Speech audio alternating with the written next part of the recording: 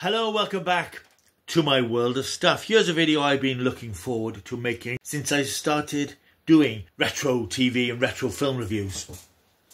Today I'm talking about one of my favourite TV series of all time. If I was to list my top 10 TV shows, this would be quite high on that list, even though it dates back to 1975 and TV has moved on a little bit since then. It's also a series which is important to me because it's part of a triumvirate of things that I discovered in 1975 that triggered off this strange and almost morbid fascination I have with end-of-the-world scenarios. Back in 1975, I discovered John Wyndham's brilliant Day of the Triffids book. Back in 1975, there was a children's TV series called The Changes, based on a series of books by Peter Dickinson, where a strange malevolent force turned humanity against machines. And in 1975, we saw the first series on BBC One of Terry Nation's Survivors.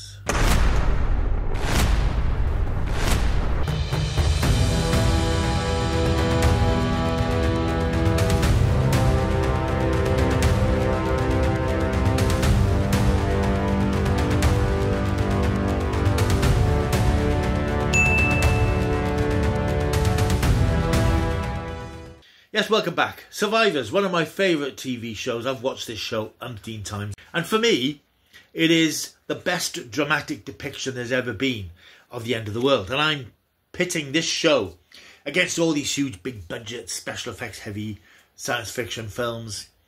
I'm pitting this against even shows like The Walking Dead and The Last of Us and all these shows that depict the things that fascinate me. And it's not necessarily just or even people dying and the mass destruction of humanity.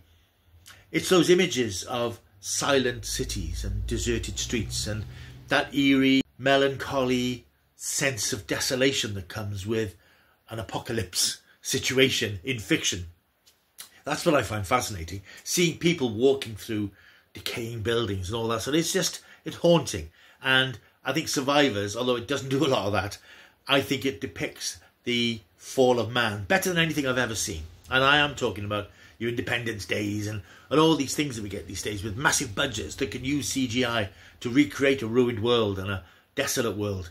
Survivors does it with more panache and more sophistication, I think, in terms of its storytelling. It was the creation, of course, of Terry Nation. Now, Terry Nation is in the history books because of the Daleks, mainly because of the Daleks. I love the Daleks, but for me, Survivors is his greatest creation. He went on to create Blake 7, of course, which was another hugely popular genre show, covered already on this channel. But Survivors, for me, hits the sweet spot because my fascination with this idea of what happens when man loses everything. And I think as we become more and more sophisticated and more reliant on technology, it becomes something that's in the back of the mind even more. Our infrastructure for all the incredible things that we can do these days and all the things that are at our fingertips.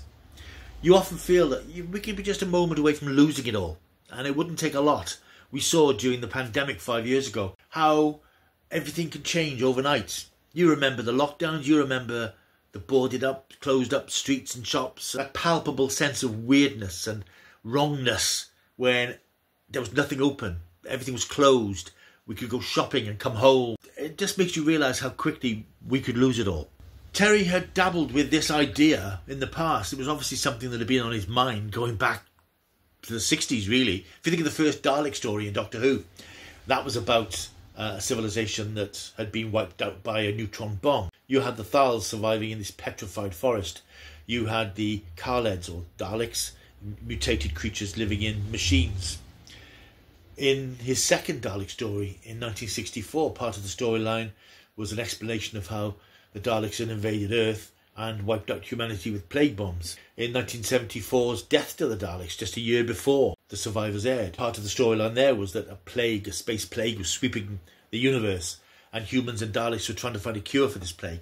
And in fact, in Genesis of the Daleks, the classic Tom Baker story, which aired around the same time as Survivors, one particular strand of the story had Dalek creator Davros ruminating on whether he would actually release a plague if it was in a tiny capsule in his hand, if he exercised enough pressure to break the glass and destroy everything.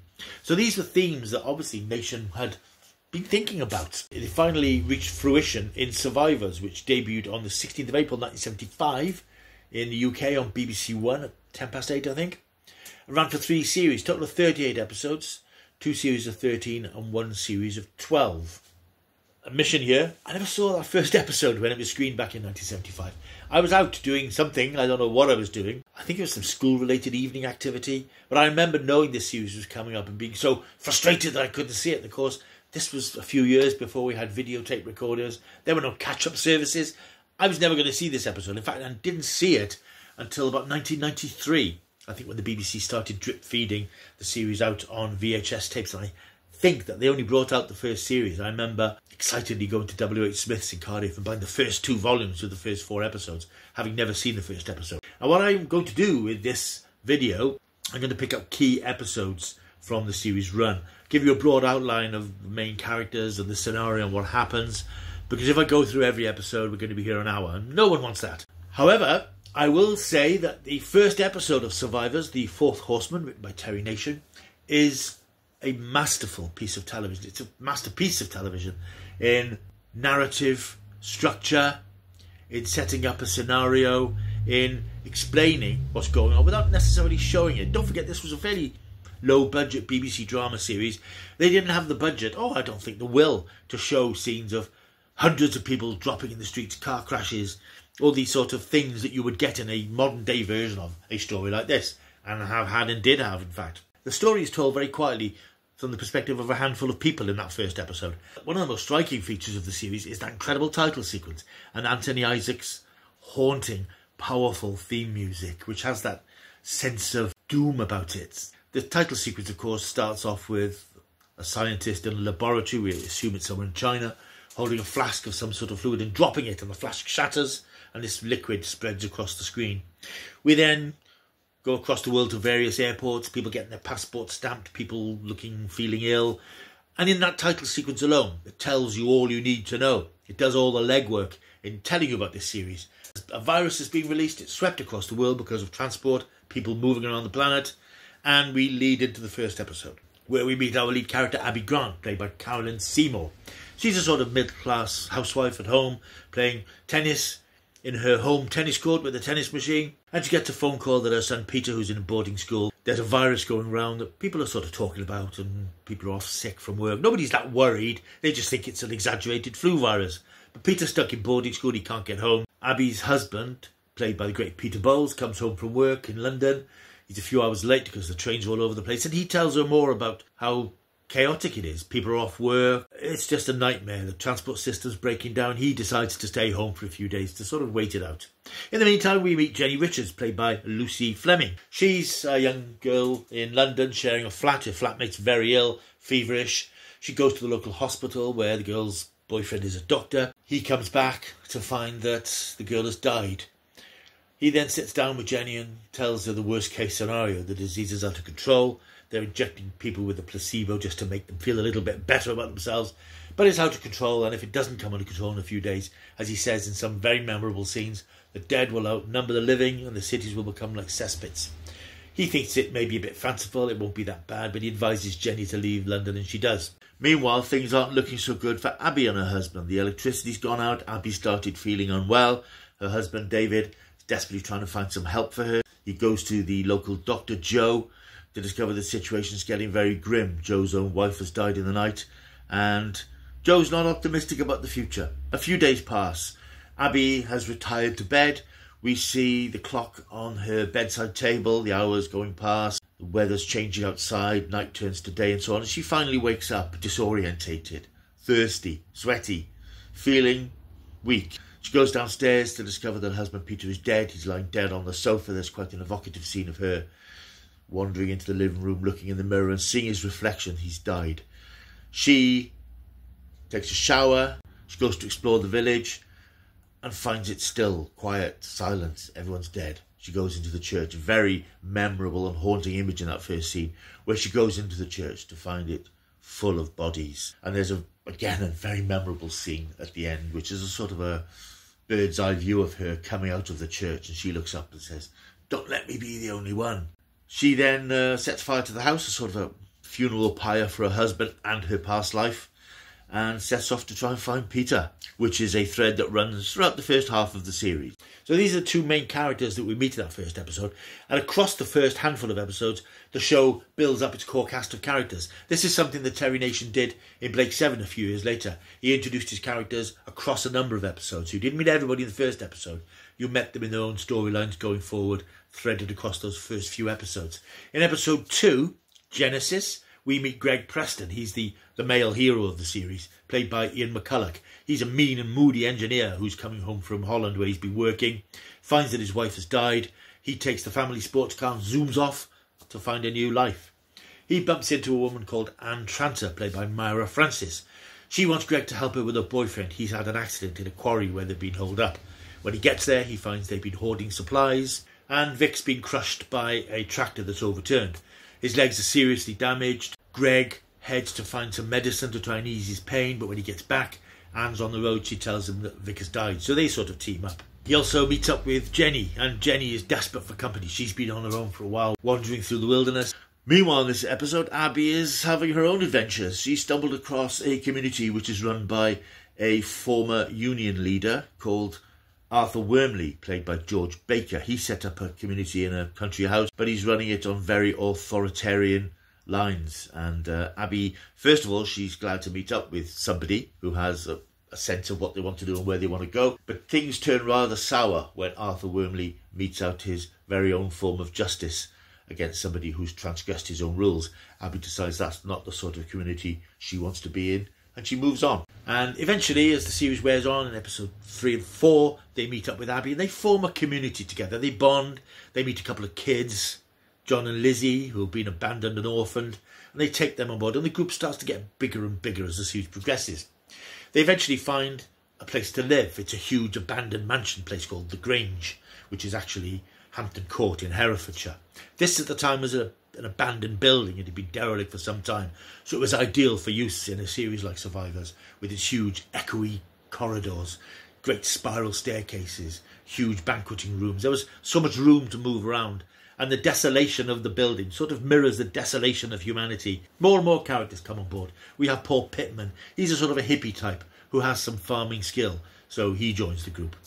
We meet Emma, a young girl called Wendy. They join the group. A businessman called Arthur Russell, played by Michael Gover. He turns up in a camper van with his willowy secretary, Charmian. More and more people come on board this little group. And in fact, even Anne, who had disappeared at the end of episode 2, she reappears, thinking that Vic is dead. In one episode, Greg, Paul Pittman, and Tom, this sort of slightly itinerant Welsh tramp character, who again drifts in and out of the series, played by the brilliant Talfrin Thomas, they head back to the quarry from episode 2 to find some supplies Greg knows are there. They discover that Vic is still alive, and in fact that Anne abandoned him to his fate. He then joins the community. So we have this nice little bunch of people who are all part of this community, and they're just learning about each other and learning skills that they've never had before, and trying to find a way to survive in this hostile new world that they're in. And they clash with various other people who are just looking out for themselves. In one particularly thrilling episode, Something of Value, Greg and Jenny are holed up in a barn trying to defend the group's supply of petrol in his huge tanker.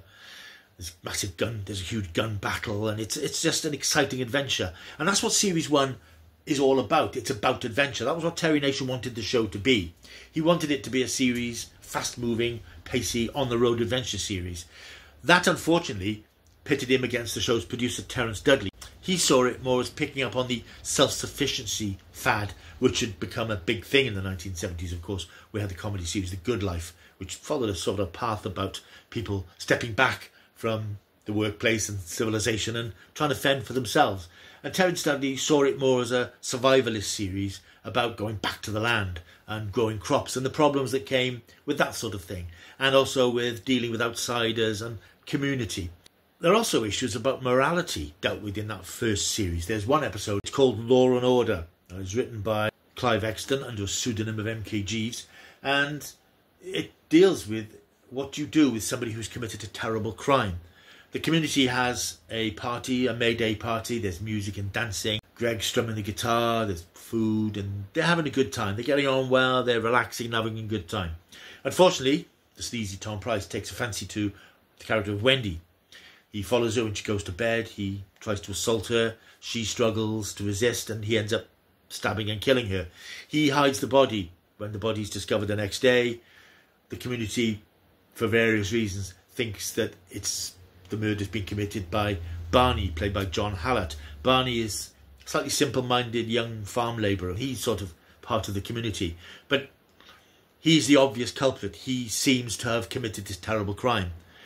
Tom Price knows the truth. He won't speak up, but the community has to sit down and decide their morality here. What do? Do they send Barney out into the wild? Potentially he's a murderer.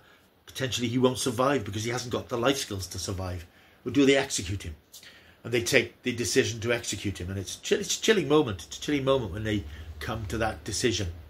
And it's chilling when it happens, and it's chilling at the end of the episode where Tom Price sort of owns up to what he's done. You know, Tom Price has been a figure of comedy throughout the series, but now he's not exactly hateful, but he's become somebody that we abhor for what he's done. His redemption comes in the following episode, The Future Hour, when he sacrifices himself in a gun battle. And as Greg says, when he looks down at Tom's body, he did worse things. So Tom gets a sort of redemption, even though he's done a terrible thing. It is a great run of episodes, and as I said, I initially was going to go through key episodes, but I realised that every episode of that first series really is a key episode, because it's so well put together, introducing your main characters, introducing your subsidiary characters, introducing your new home, your location for the characters, and then at the end, starting to split the group a little bit, because Abby is a bit tired of being a leader in the final episode of beginning. She's tired of people leaning on her for every little thing. She wants to find her son. That's a thread that runs throughout certainly early episodes of the season. She desperately wants to find Peter. Then halfway through the series, she sort of realises that she has to put that aside for a while and think about setting up the community. But in that last episode, she gets some information that might lead her to where Peter is. And the episode ends with her uplifted by this news. It's also the end for Carolyn Seymour in the series, as it's also the end for Terry Nation. Behind the scenes, things weren't all sweetness and light for Survivors. The show had been renewed for a second series while the first one was still being made. But there were clashes between Nation and Dudley. As I said, Dudley saw the show as more of an arable educational series about farming and self-sufficiency. Terry Nation saw it as an adventure show. He walked from the show. There were also issues between Carolyn Seymour and Terence Dudley. Now, Carolyn Seymour was the lead of this series, and she broke through the glass ceiling decades before that expression was coined. But there were issues. I think she had some personal demons of her own she was dealing with at the time, and she clashed with Terence Dudley and she was sacked.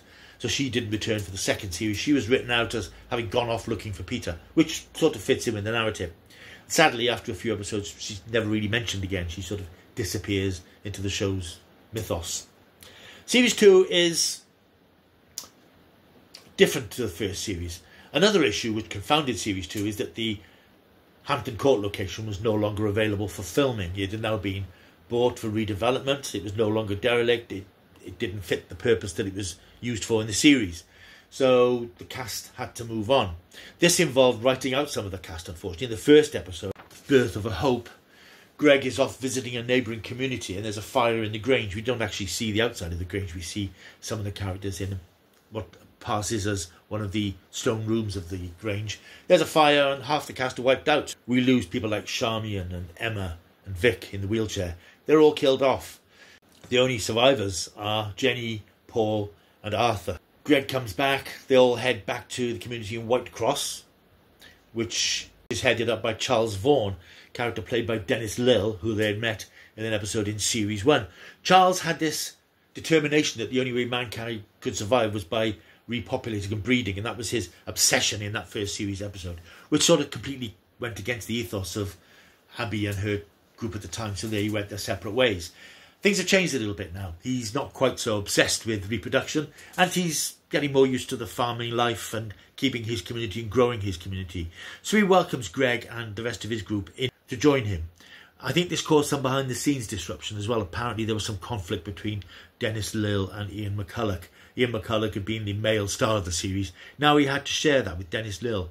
I don't know if they clashed that much or didn't get on, but I think there were some issues here, and certainly the tone of the second series led to Ian McCulloch deciding not to come back for all of the third series because he felt the show had lost its edge and lost its bite and become a bit too safe. And I think it's fair to say that a lot of season 2 is quite safe and quite dull. I mean, it's always interesting because you like the characters. I mean, Charles is now settled with his community. He's got his partner, Pet, played by Lorna Lewis. There's a Tom Price replacement with Hubert, played by the great John Abineri, who's sort of like a shepherd. So we've got new characters coming in, and they're likeable characters, but doesn't have the pace of the first series. But it does have pace in the brilliant two-part episode, The Lights of London, where Greg and Charles and Ruth, the nurse, who reappears in Series 2, having appeared at the end of Series 1, they are tricked into going to London because Abby is there, but of course she isn't there. What is there is a community that's waiting to move across to the Isle of Wight. But they've got a disease called the London sickness, which is killing people off there. Whether it's an offshoot of the sickness that killed off people at the beginning of the series is never really specified. But there's a huge sort of culture clash there between Greg and Charles and Ruth and Manny, played by Sidney Taffler, who's the leader of this community, who has these high hopes, bigged himself up as a leader. But Greg and Charles quickly realise that it's a pipe dream and this move is never going to happen. And it's an exciting adventure story because they're in London and you briefly go back to London. Although it's not on a massive scale, you see part of the post-apocalyptic debris of city streets choked with cars and rats scrabbling through the underground system. And it gives you that sense of decay of a year or so after the sickness itself. It's probably one of the last great, exciting survivor stories. The rest of the series then deals with the community dealing with outsiders. Face of the Tiger is about a convicted child killer who comes into the community. Can they let him stay? Then we have some sort of young teenagers or early 20s who have a different view of life. It's not about surviving. They want to have a good time. They don't necessarily want to be part of a farming community. It's interesting stuff, but doesn't exactly set the pulse pounding. At the end of the series, in the episode New World, a balloon is seen drifting above the community. It crashes. The pilot is killed, but there's a young girl, Agnes, who's come from Norway. She tells them that there's a substantial community over in Norway and they've got some technology and some machinery working, but they're short on food. Greg, of course, is fascinated to hear that there's life outside the UK and significant life, and he repairs the balloon and sets off with Agnes to explore Norway. This was a mechanism to write Ian McCulloch out of the series. Now he decided he didn't want to stick around. He did come back for 2 episodes in Series 3. Now, Series 3, from 1977, 12 episodes. Budgetary reasons meant that a 13 script couldn't be filmed. So it's 12 episodes, and it adapts a different format. It puts the spine back into the series a bit because it's a bit more of a road trip. It's more feral. We're a couple of years down the line now. Communities have re-established themselves, but it's quite medieval. People are sort of poking about in the mud and in the dirt and in the rain, trying to eke out a living. There's no sign of technology coming back. People are living, but they're forging ways of communicating. And the first episode we see is a primitive telephone system. And bartering is starting to become a thing. But obviously there are issues with transport. Everything has fallen apart. The threads of society need to be pulled together again. In episode 4, The Brilliant Mad Dog, which is probably, after The Fourth Horseman, the very best episode of Survivors, it's a solo episode for Charles, played by Dennis Lill. The theme of the series, this particular series, is that Charles and Jenny have heard that Greg is back in the UK and wandering around, sending the message, trying to unite communities. So they set off to try and find him. They're no longer in Whitecross. It's not referred to as such. They seem to be in a place called Challoner, which is a sort of a house in the countryside, which is mentioned as their new home now and again. And in Mad Dog, Charles is off on his own, and he's up in Derbyshire. And it's an incredibly bleak episode, because obviously it was filmed in the winter. There's sleet driving down. It's cold and dark. There's rabid dogs running round. It's a hellscape. Charles meets up with a bloke called Richard Fenton, who's played by Maurice Perry, and they're talking about the collapse of society. He's a very educated, erudite man. But as it transpires, he's got rabies, because in the morning he wakes up, he's frothing, he's feverish, and this terrifying scenes of him running around, frothing like a mad dog. And Charles has to get himself out of the situation and try and find his way back home, dealing with all the perils of people who are hunting him. It's a terrifically exciting episode written by Don Shaw, and it's got a real pulse to it, and it reminds you of that adventure format that the show had in its first run. Ian McCulloch does return in 2 episodes. A Little Learning, which he writes, which sees him pitching up at a school, which has been taken over by the kids. And in his final episode, episode 10, The Last Laugh, he ostensibly dies. He meets up with a sort of a bandit group, and he catches smallpox, and he dies off screen.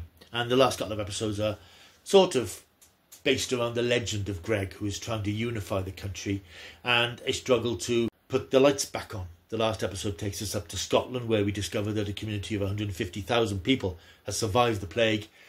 Situation's better up there, but they need to get the power back on, and there's a hydroelectric plant which can be reactivated. There's a faction which is against this happening and a faction which wants it to happen, and the series ends in an episode called Power, where the lights are back on, and the series ends in that episode with power being restored.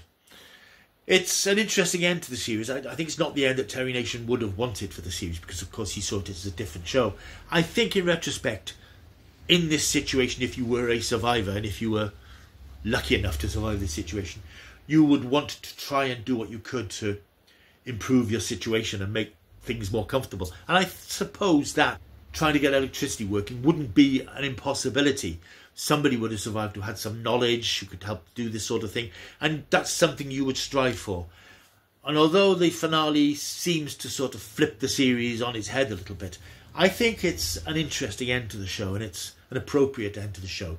I love Survivors. I absolutely adore the series. I think it's terrific. I love any show which has got an ensemble cast. And I think across its 3 series, Survivors built up a really interesting cast of characters. The show was often criticised for its depiction of class. The lead characters were very much upper class, middle to upper class. Abby herself in this country house with her tennis machine and tennis court, and the way she spoke, that middle class 1970s RP sort of performance and characterisation. That's the way the world was then. I'd never like to criticise things from the past because of representations that are different to today. But working class people are depicted as, unfortunately, down and out low lives, like Tom Price and Hubert. They're very much low strata to be bossed around, do this, do that, you piece of scum, sort of thing. They don't have the respect that upper class people have. There's no blackface in sight until the 3rd series. So again, it's not a diverse series. It doesn't tick those boxes, as it were. But we must remember it's the 1970s, and Survivors came along in a very different decade to the 60s. The 60s were all optimism and colour and light and pop music, and everybody was upbeat in that post-war situation. But the 1970s were very different. They were austere, and people were short of money. There were industrial disputes right, left and centre. There were power cuts and strikes. It was a very downbeat, pessimistic era, and Survivors are right in the middle of that, and I think reflects that in terms of its representation of communities, representation of culture, and representation of class. But if you don't get too worked up by stuff like that, and I try not to, I try to watch things from the past for what they were when they were made. It is a great series, evocatively done, cleverly done, with no background music at all, which was more by accident than design. They didn't have time. It was such a quickly made series. They didn't have time to plan for incidental music. But it works so much better without it, because it's all about the world gone quiet, and the world has gone quiet. There's no music to tell you when something's exciting. There's no music to tell you when something's creepy or when something's sad. It's silent. There's nothing. You are into the story without the distraction of incidental music. And I think that's something that a lot of today's programme makers could perhaps bear in mind. We don't need strings crashing in when somebody dies, or great racing music when something exciting's happened. We're adults and we can understand the emotions that you're trying to put across on screen.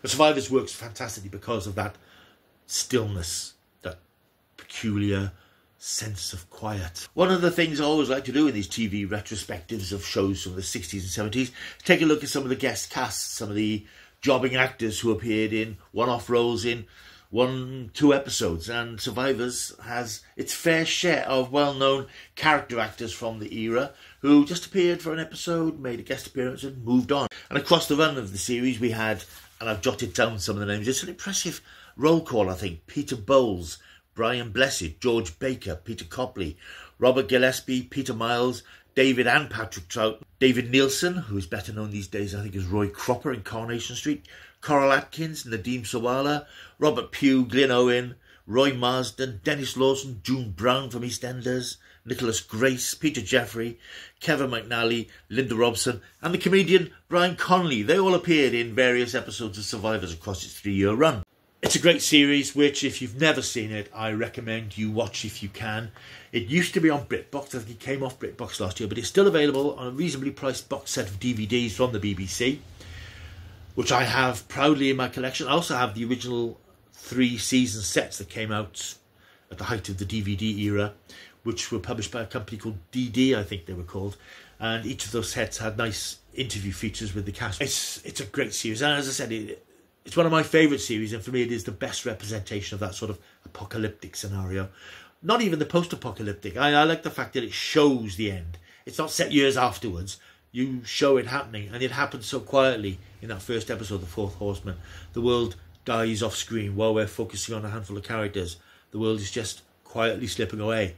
And it's done without fuss, without spectacle, without noise. It's just the earth dying with a whimper, not a bang. A great series, and am I going to rate Survivors?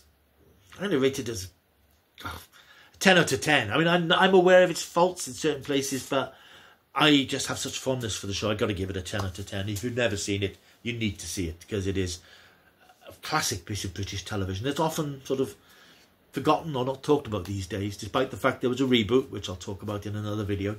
It's sort of been pushed aside a little bit, which is a shame.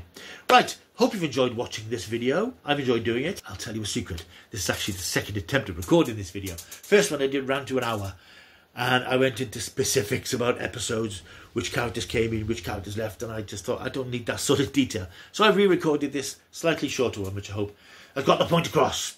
Survivors, watch it now. Right, thank you for watching. Hope you've enjoyed this video. Please like and subscribe. Press the subscribe button, press a like, leave a comment down below if you've seen Survivors. What are your memories of it? Are you going to watch it if you've never seen it? And you really should. Also, if you'd like one of these snazzy Keep Taking the Stuff t-shirts, I'll leave a link in the description below. Click on that, take you over to the site where you can pick up a very reasonably priced stuff t-shirt. Right, more stuff coming soon. Thank you for watching. I will see you next time. Until I do, keep taking the stuff.